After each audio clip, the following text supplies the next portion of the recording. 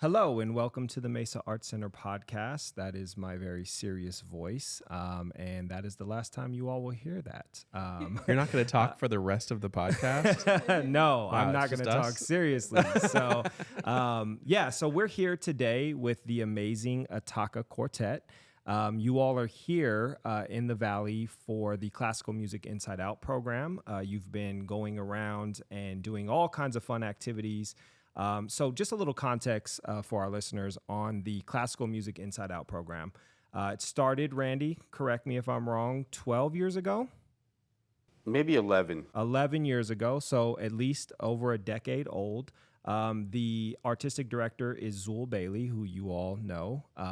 And what it is it's to take classical music outside of the concert hall into the streets where it belongs. Streets. In the streets, right? No, not where it belongs, but right to demystify what classical music is, to open it up to wider audiences. So how we do that is we plan a season. You all are a part of that season. You'll be performing here at the Mesa Art Center tonight, but the week before the performance, you all go out into the community, into schools, community centers, and do all kinds of activities. How has that been for you all? Super fun. Yeah? Played at a lot of different schools, a lot of musicians. We played for a lot of student musicians, which is always really fun, whether they're kind of in extracurricular orchestra programs or in their actual middle schools and high schools where they're just in band and orchestra class and playing. Sewing class. Yeah, we had some sewing students. Really? But it's it's always fun. I mean, it's just that's where we came from. You know, we started our instruments, same age. Andrew and I both started in public school systems, playing viola and cello, and it means a lot to us to go back and see kind of where we came from and also give back, show what we love so much to the kids. Yeah. This week we got to hear some of the kids as well. They played for us, which was really fun. Yeah. I bet that's a really cool experience for them, right? To Sometimes, I think so. Run into, did you ever have any of these professionals go into your school when you were learning and then later in your life ran into them as part of your journey? Totally. Yeah, in fact, I remember a specific experience in my high school orchestra room. And my orchestra teacher was the best. Actually, my whole quartet knows him. Steve Thomas, hey. Mr. T. Yeah, Mr. T. And he brought the Juilliard Quartet in to my orchestra room to play for us and talk to us because, they were in town to perform for one of the series there. And I just remember asking them questions, being so starstruck and everything. And then I ended up going to Juilliard, and then Joel Smirnoff, who was at the time in the quartet, became our mentor and coach, and I was just like, hey, I remember you from high school, and it was amazing. That's cool. I didn't know that. Yeah, it was great. So how did the Attacca Quartet come to be? What is the origin story of you all as a quartet? I love that laugh. That means that this is going to be a good story. In a world. So Amy and I met in the first day. We both went to Juilliard, and we met on the first day, and just in the hallway. And Amy's boyfriend at the time was friends with my best friend at the time, and so they had both, we sort of knew about each other before we got to school. We were the only people. I only knew one other person who was going to Juilliard, so. I was like, okay, well, I'll have at least two people, and so I met Amy, and then we sort of were like, oh, do you like playing chamber music? And Amy was like, yeah, okay, and we went and we played, and we started so high school. Exactly, yeah, and then started a piano trio, and that didn't work out. That's a piano trio. Is a cello and violin and piano, and then the next year, the part of Juilliard's requirements is that if you're a string player, you have to be in quartet for a certain amount of years. So Shucks. if you're weird, it was weirdly sort of instrument gendered. It was violins have to do 2 years, but cellos have to do 4. Yeah. It was just sort of like I think they didn't have enough cellists, so yeah, they just wanted to make you guys. Have to be you have to be in a quartet. So it was Violinists are like, get out of here. yeah, whatever. Yeah, you play your Paganini. And so And so we started the quartet just as a sort of requirement quartet, but we were really excited to be in a string quartet because there's so much great music for the quartet that is you could play a different quartet every day and never be done. It's an endless supply of great music. And so and then we worked with the Juilliard Quartet. They were our mentors, like Amy said, and then started getting concerts and just never. We haven't stopped yet. We haven't stopped getting concerts. I mean, we would play anywhere and everywhere. We started seriously just like reading music in Central Park, busking, trying to make some money for dinner. Super fun. And we used to bring friends in to read other pieces, quintets, octets with us, and that's how we started. Yeah. Is there a what's the meaning behind Attacca, the name? How did that come to be? I love names. Oh, well, the name story is amazing. I mean, the actual word comes from attaccare, which means to attach. So when a movement in classical music has attacca in italics on the bottom, it means go to the next movement, keep playing, don't stop. So that's the musical term. But then, sort of the philosophy that we're all in this together, we're all attached. And it's a kind of a beautiful sentiment. It also means to attack in Spanish. So oftentimes presenters are like, and we are going to be attacked by the quartet Attacca, so there's a little of that, but that's not really the original meaning. It's kind of like the Nova story we were talking about before the podcast. Right. Yeah. When we go to South America, it doesn't work as something well. different. Yeah. That's cool. That's cool. So you all are going to be performing here this evening. We are? No, just kidding. And this is going to be like my ego question, right? Because I love the Mesa Arts Center. I think it is one of the most beautiful presenting halls ever. How do we compare on a scale of 1 to 10 to the concert halls that you all have performed in? Guys, to 11. 11? Yeah, I think it's beautiful. I mean, honestly, we haven't been in this trip yet, but I remember it really well from the last time we were here 2 years ago. And it's for me, I remember having this perfect balance between feeling like a really big, important, serious hall, but also not having so many people that you feel like you're not in touch with the audience. Mm-hmm. Sometimes you'll play these halls where you feel like you're just kind of playing into a cave and you're just hoping the music arrives at someone's ears. And here, I feel like there's that capacity of having a lot of people, but it does still have an intimacy, but feels special. When you go see an artist on a big stage, something feels special. And there's something equally or in a different special way when you play in a really small place and it's very intimate and it's kind of bridges that gap a little bit. And of course, it sounds beautiful.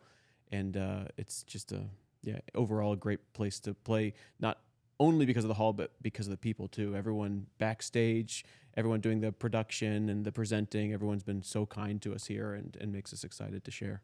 Nice. Randy, you also play the bass, right? Yes. So this is not just something you are presenting as a presenter, but like how special is this to you? So the whole idea behind the classical music Inside Out is based upon giving people opportunity, kids, youth, opportunity to come see a show, to experience artists like we were talking about a moment ago.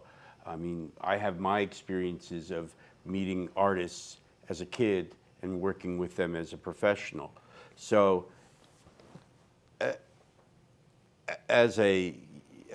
guess as a professional, as a what once was quasi-professional musician, it's my way of helping the next generation get what I got. I mean, there's so much more to this, and so many levels about music, because when you study music in school, you have the opportunity to learn how to be part of a team, and not how to be in front of the team and be winning, but how to be part of what makes an ensemble play well. And so you learn all kinds of things about management, relationships, and so it all comes out on stage when you play. And so I think that having students hear them in school, seeing them in an environment that's not necessarily the best tech environment for them, and then having them come into the theater and experience the difference. For me, the religious church-like experience of going into a concert hall.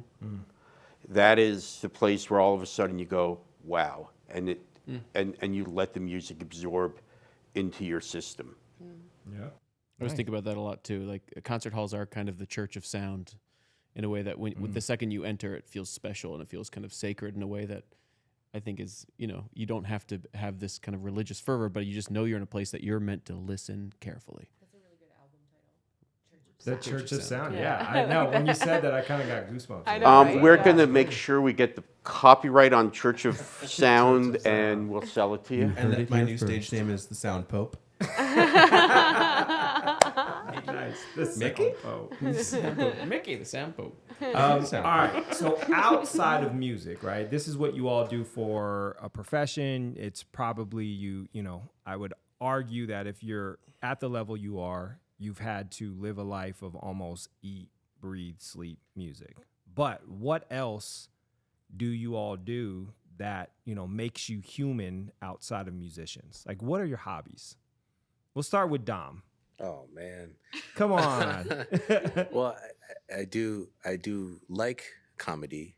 Okay, It's I fun get to that vibe from you. watch. He's doing an open mic night tomorrow. Here Oh in, gosh, no, Phoenix. that's terrifying. I'm pushing him to do an open mic night. Oh, it's tonight. Hey, welcome to the right. No, What's the deal with Haydn? no, and you try to read.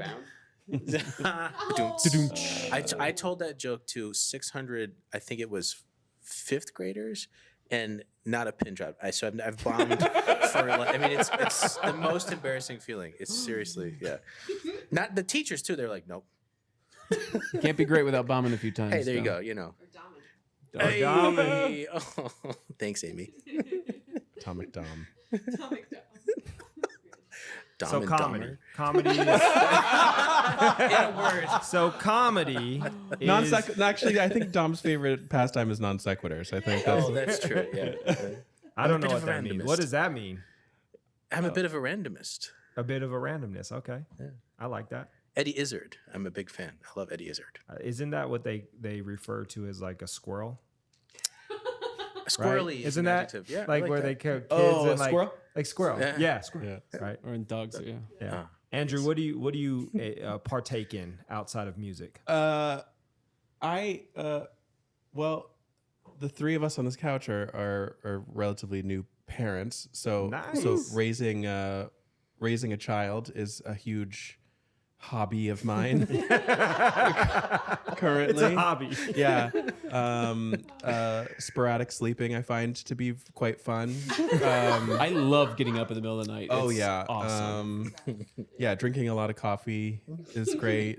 But I think about 10 years ago, I don't know how time works. I had this question where I was playing in the quartet and playing music a lot, and I was making it work, and for some reason, I found that like inside I was just sort of like crumbling, and I went through this time where I was starting to be really depressed, and I didn't know what was happening, and when I was on stage it was fine, but then as soon as I got off stage, I remember talking to Amy. I was like, yeah, if I don't like go straight to the bar after the show, like I crumble into like this really dark space, and like and the way that I got out of it was by learning new things. And so for a while I worked in coffee, and I did that for about 8 years, and then I worked at a couple cocktail bars, and then I started doing. So that was you learning to get away from the bar? Well, You went to a coffee alcohol bar was and never the problem, Amy. Sorry. Where is my drink? So I started working in restaurants, doing like places that I was interested in what they were doing. So like a really amazing restaurant in Brooklyn that like did fresh pasta, and so I learned how to make pasta there, and then I worked at a really nice Mexican place and learned all about like the food they were cooking there, but also mezcal. And Nate and I went down to Oaxaca and Oh, nice. and yeah. So like feeling, learning, being bad at something is something that's really important in my life. So feeling like I am the worst at something and then getting better is something I'm really interested in. That's what I'm doing with composing that's now. Beautiful. Like I feel very much like I have no idea what's going on, and I would like to get better at it. And so that's where I am. If I may squirrel or please. interject, there's a restaurant called Espiritu just down the street that specializes in mezcal, tequilas, and the guy was on one of the chef shows. On one of those. On Hell's Cool, Kitchen Food Network or something like that. Divers, Drives, and something, but it. I think he won a Beard Award, or was cool. nominated for Beard. So just down the block, you can't miss awesome. it. Cool. Just throwing to that know. out, squirrel. Another hobby. Yeah, we'll be there. I think I want to say I definitely want to get to hobbies for sure, but I think that opens up something that I think is really important to think about as an artist. Is so by trade of art, I am a poet, and I would travel around and perform. And I think some of the bigger crowds that I performed for were like 1,000 people, right? So nothing crazy, right? But on For average, poetry, that's fantastic. On average, it's 200 to 300 to 400 people. Chamber music size. Yeah. And I found myself feeling that same way where I would be on stage. I would be, as a poet, it was really important for me to be authentic. And I would have this amazing kind of like reception from the crowd, and it felt great. But then when I left the stage, I said, none of these people really love me. Right? They appreciate me, and then I started feeling this like, who actually loves me? And it was a weird kind of moment that I had to grapple with too, is like being on stage and getting all that praise and then going off. And it like, poetry did not pay my bills, so I was working at a youth center afterwards. It was like I'd perform on the weekends in front of hundreds of people, and then during the week I went back to a community center where kids told me my breath stank, right? And I had this like weird kind of moment. So I'm glad you brought that up, because I think it's important to talk about the mental health of being an artist as well. Can I ask one question to follow up on that too? You're on the road a lot, so you're not going from the performance to home to see your family. Do you still get those kind of feelings that, like Tomas was talking about? Do you have that? Yeah. I mean, you mean does the audience love me? That kind of thing? No, but just you did your performance. You were feted because you're here doing this thing, and then all of a sudden you did the show, and there's that moment that you go, okay, I'm done. What's going to happen now? I think every show is a little bit different, sort of like and performance is a type of drug for sure. Mm-hmm. And like I think it just sort of depends on, is it a show that we've done, a million times? Did the audience really love it? Like we left a show, we played with this amazing Tibetan artist named Tenzin, and afterwards we were all just so like hyped because we had done this spectacular thing that we did 24 hours of work with him, and made a show that was really memorable. And I remember like I drove home with Dom that night, and we both just were like shaking because we were so like excited for so long. And then, but yeah, I don't know. It's a little bit different now than I think it used to be. I think being on stage is not quite as like jarring an experience as it once was. Yeah. I think there's like there's an interesting trajectory that Andrew's talking about that I think is worth talking about, just in context of who we are as classical musicians, and the expectations that we have to play the same music other people have played, but a little bit differently and really perfectly, and how that's a very specific kind of feeling in a performance, which can still be riveting, can still be really exciting, because when you kind of get out of the music and you realize that the music doesn't exist on the page, but it's this kind of effervescent spirit that you're trying to bring to life. But the more we become our own individual artists, which I think has been a huge, I mean, from the moment I joined the quartet, I felt that this quartet was always growing, and every individual was bringing like a new kind of artistry to the quartet at every moment.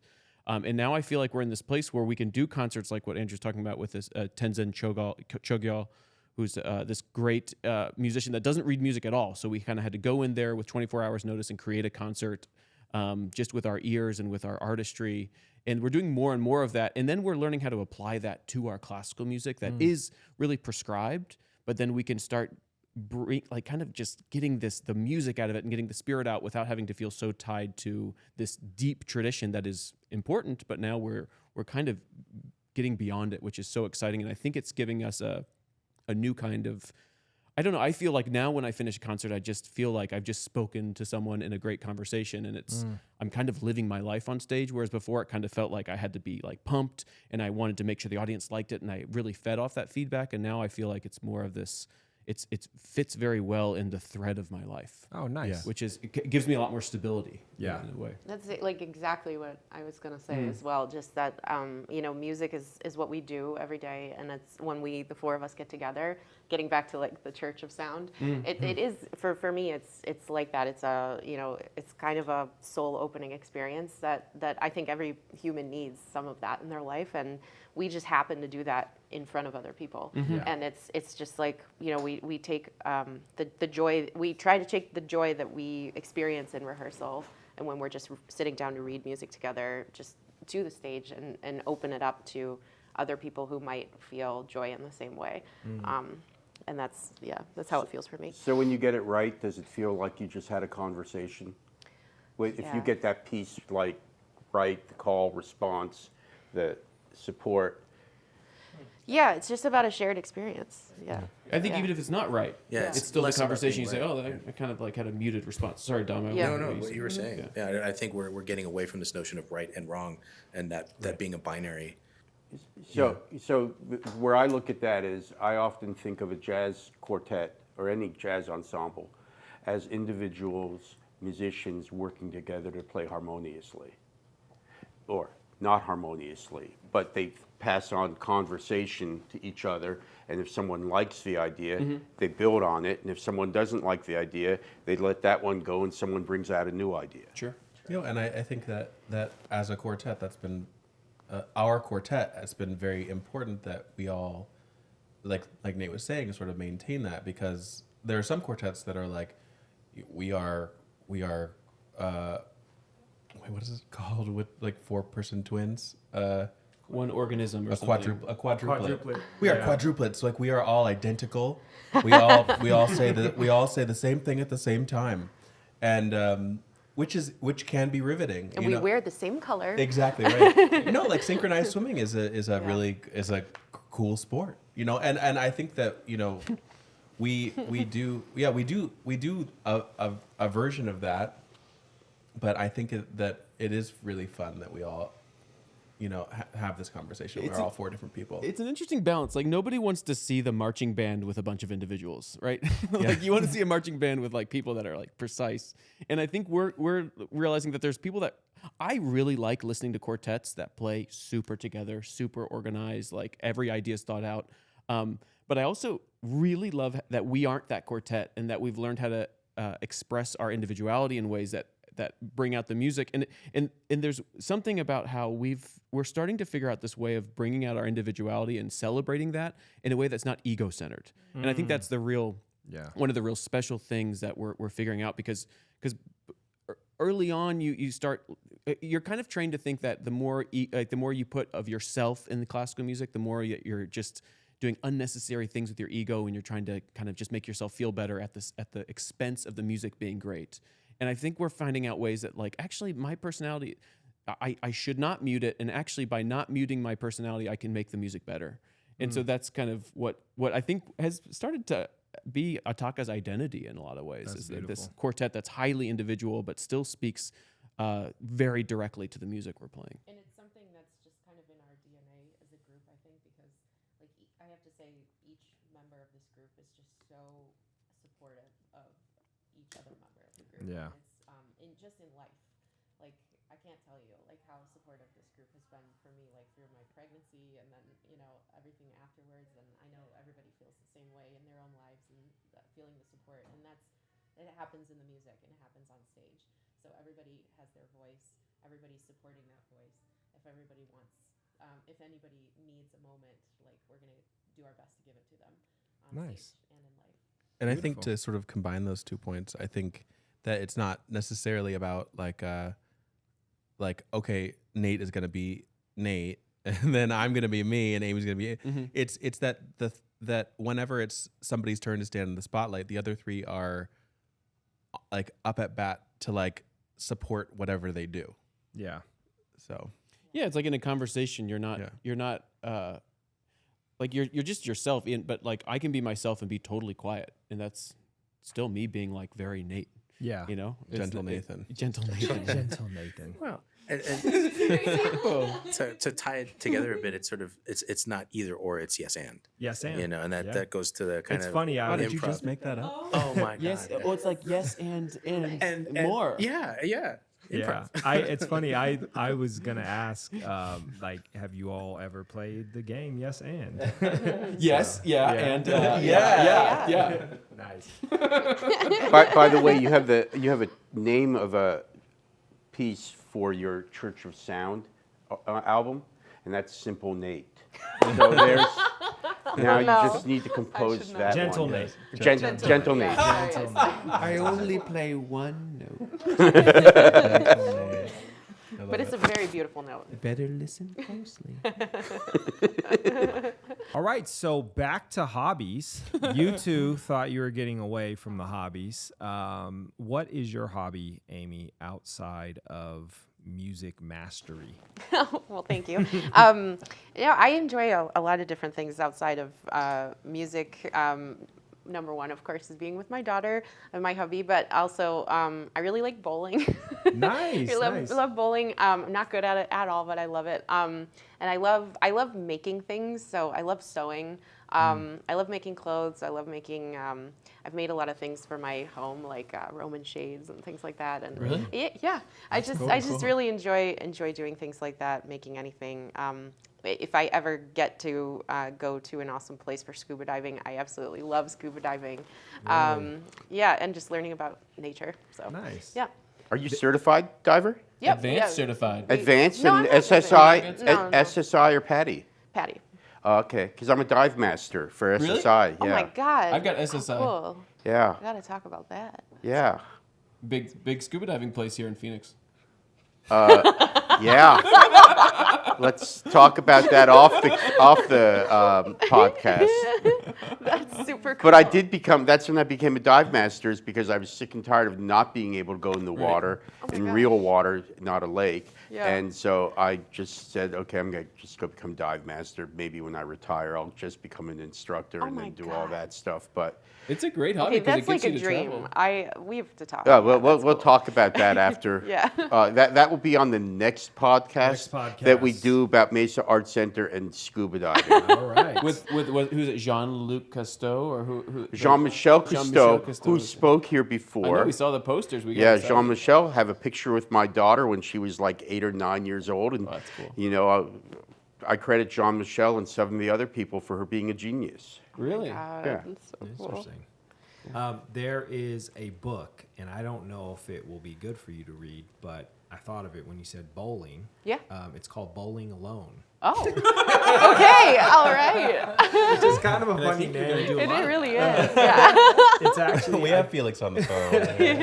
well, it's actually a really interesting concept, and it talks about the history of how people have always found groups to be a part of. Bowling leagues was a very popular thing, but then specifically in America, when individualism started to become more prevalent, you started seeing people separate from the groups. And that's really what the concept is. It's like bowling alone is like really talking about the danger of us not being in community. Right? Interesting. Where do you find this stuff? It's Dude, really cool. I am a wizard of all things. I don't know. I just love, I do a lot of research. I have kids really cool. too, and when my kids go to bed, it's like peace. I bowl alone. No, I'm just kidding. I just Google stuff. You know? Yeah, so, yeah, of course. All right, Nate. My answer's been changing as I've been hearing everyone else's. I forgot. I used to really. I scuba dived a lot. Amy and I've been scuba diving in the Emirates, which was really fun. That was a little scary. A little scary. We convinced them we were more certified than we were. We couldn't see anything when we first descended. Yeah. It was just completely covered in phytoplankton. Like literally, I couldn't see Nate like 3 feet. It was from me. I crazy. like, okay, Zero viz. But then we got below the phytoplankton, and we got to like I think some of it really so kind of a really, sound church. Really cool. Sound Really It cool. was No, it is. It's was like really beautiful. it's Yeah. a place of where all of a Deep sudden you peace. just stop and there's inner peace, just watching the world and all the fish get along and Yeah. nothing bad is happening, and it's like it's such a It's so calm beautiful. world. I don't even need fish when I go love it. scuba diving. I could just be in a pool and be It's so the happy. Tao of diving. Although The Tao of I diving. almost got separated from you guys completely because I saw a cuttlefish for the first time, and I was just like my GoPro. I was like, oh, and then all of a sudden I looked around and I was like, I don't know where anyone is. That's the other really fun reason it is. Yeah. It is But, to but, scuba but as with you get Amy 'cause she takes pictures. experience, the thing about it is it's just like you're talking about music and all these other things. The more you do it, the less freaked out you get when stuff happens. Yeah. Because I lost people when I was diving. We were lobster diving, and I lost a group of people, and I'm comfortable lost, enough, lost, not just like lost, lost. lost, but I mean, like, they left me. I went west. I went east. They went west, and Cardinal. whoops. And so I ended up coming up, not freaking out. I knew how much dive time I had. I had all the air and everything. I knew where the east was, and I knew that west was. I knew I'd go inland back onto the coast. So it was just like, okay, No big deal. I'll get up. No big deal. Just like taking the mask off and taking your gear off at the bottom of the ocean Yeah. on stress and rescue and Yeah. putting it all back on. Yeah. Once you do it, it's like, okay, I can do this. it's all cool. Yeah. There's no emergency here. Yeah. I'm convinced. Andrew, Dom, we certified. Yeah. Next podcast, we'll all be certified. Oh, that's the challenge. Okay, we'll have to. There we Interrupted go. your We'll have to hobby. get on Hey, I'm do sorry. fiberglass instruments I've underwater, already thought about wearing a it. tank and recording the Under- music somehow. Totally talking about. I have a lot of questions about how. Yeah. For all you physics majors out listening to this podcast, how does sound translate with a string instrument underwater? Probably not very well. I'm assuming the vibrations don't work as well, Yeah. but I've definitely been interested in doing that. How would the bow hair work? Yeah, definitely would need some sort of like rubber rosin for the bow or something. Sorry, I have taken this. No, a different direction. I said at the beginning, organic conversation, and the fact that we have 3 dive experts in the room. I think just one Experts, expert. wow. Amy Yeah, and I just- still need yeah, to we're- have a buddy system. Yeah, for sure, definitely. But yeah, I mean that's something that honestly it's not. I don't consider that a hobby right now because my wife is pregnant now. I just had a kid, like so you can't. There's once you have a kid, it's harder to go scuba diving because you're just like, oh, see you in a minute. Yeah, exactly.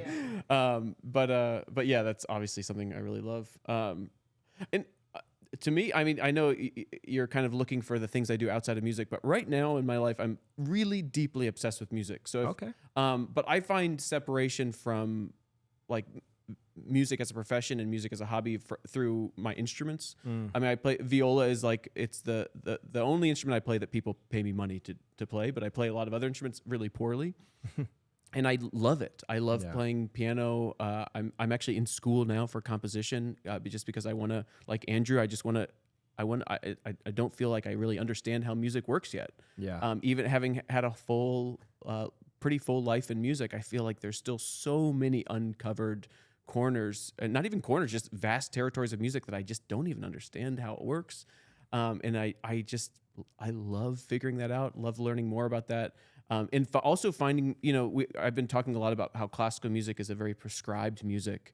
I feel like one of the best things I can do as a classical musician is learn if I have to choose my notes, what do I choose? What do I have to say beyond interpreting someone else's music? If I have to go out and make music myself, what do I actually want to say? What's my real message for the world through music? And that's kind of, for me, that's I think with all of my hobbies, I have the danger of trying to turn it into a profession because I'm like, how do I get as serious about this as possible? But really, it's just I don't have like a deeper artistic love.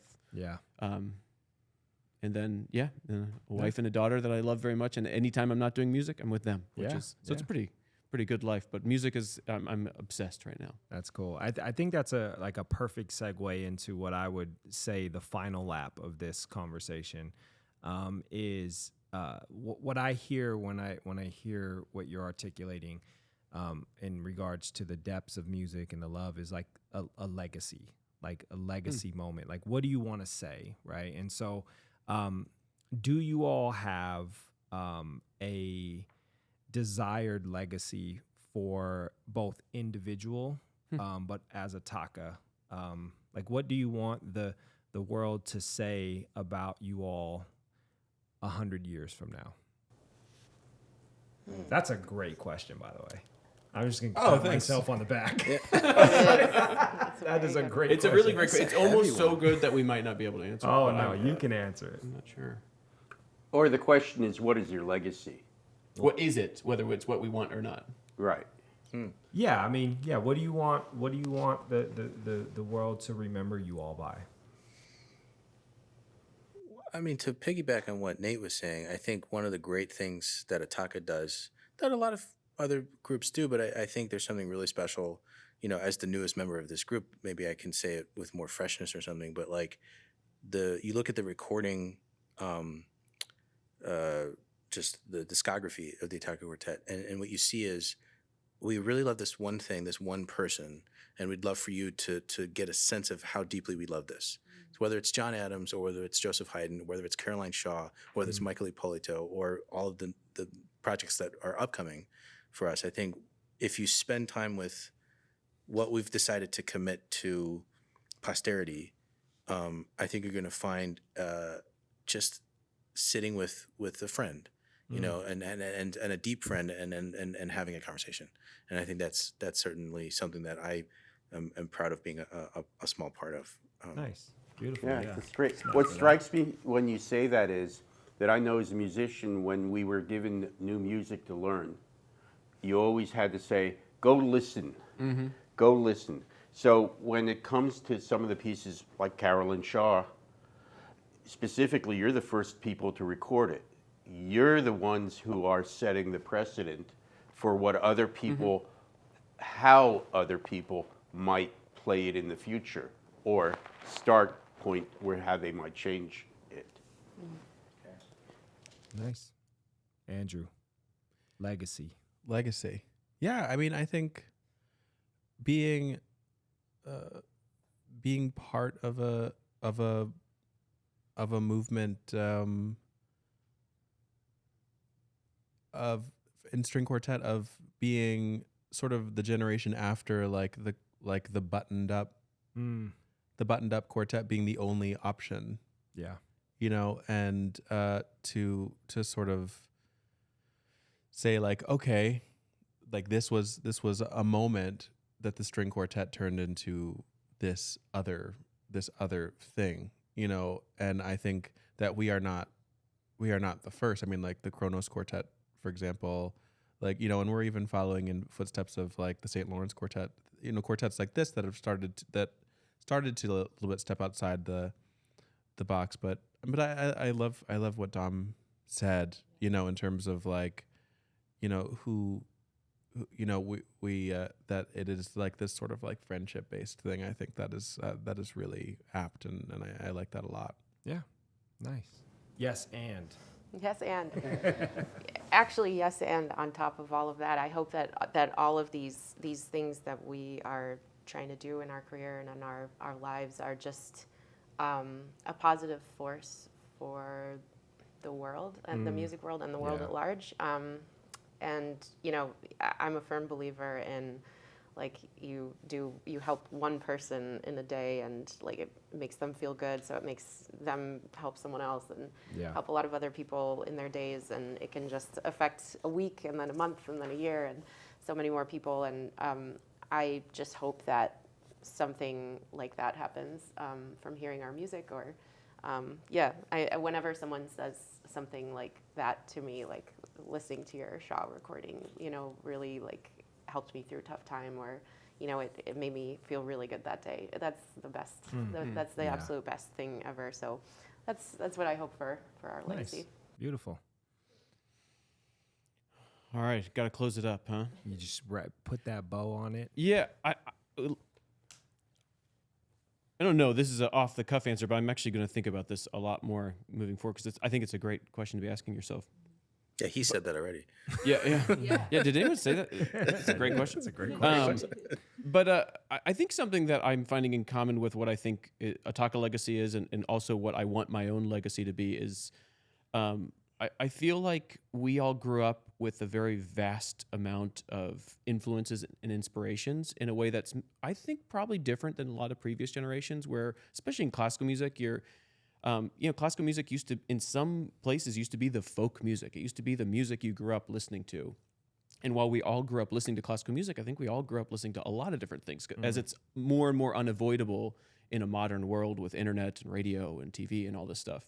And I think something Attacca's done really well that I've always been really excited about, and something that I'm kind of trying to do in my own artistry in kind of similar ways, is try to amalgamate all of the influences in a way that's cohesive and still speaks to a broader, speaks to our time, and doesn't just speak to the classical music, the tiny classical music corner that exists in pockets and in kind of European civilizations, but actually we're taking all the influences, whether it's from jazz music to rock to hip hop to Beethoven to Haydn, John Adams, and we're trying to make it all of that vocabulary part of the language we speak, and make that the future language of the quartet instead of just the language of Western European classical music. Yeah. And trying to really kind of adapt the language for the future. Yeah, I love that.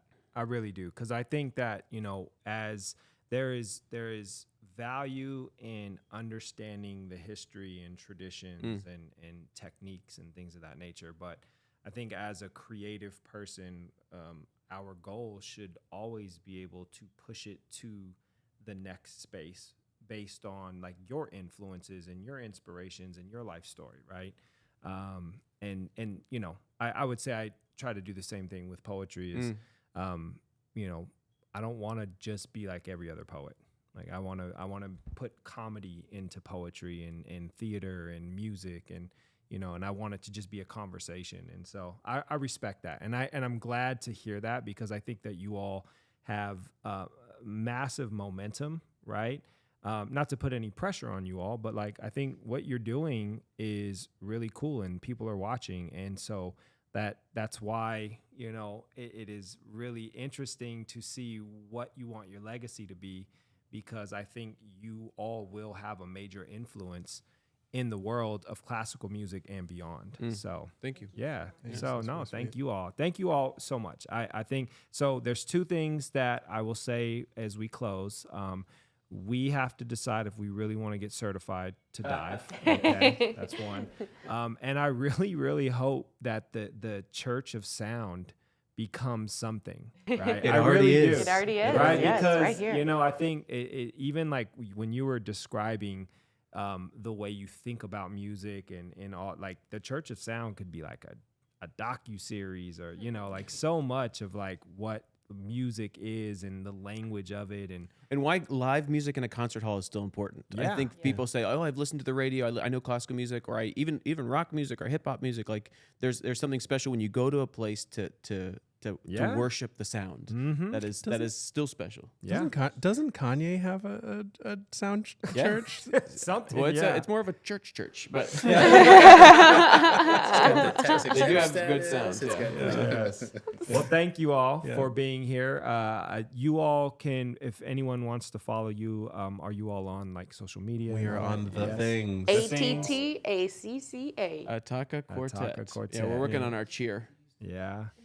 We'll put all that in the description. So thank you all so much. I hope you have a great rest of your trip. And we'll talk soon. All right. Thanks.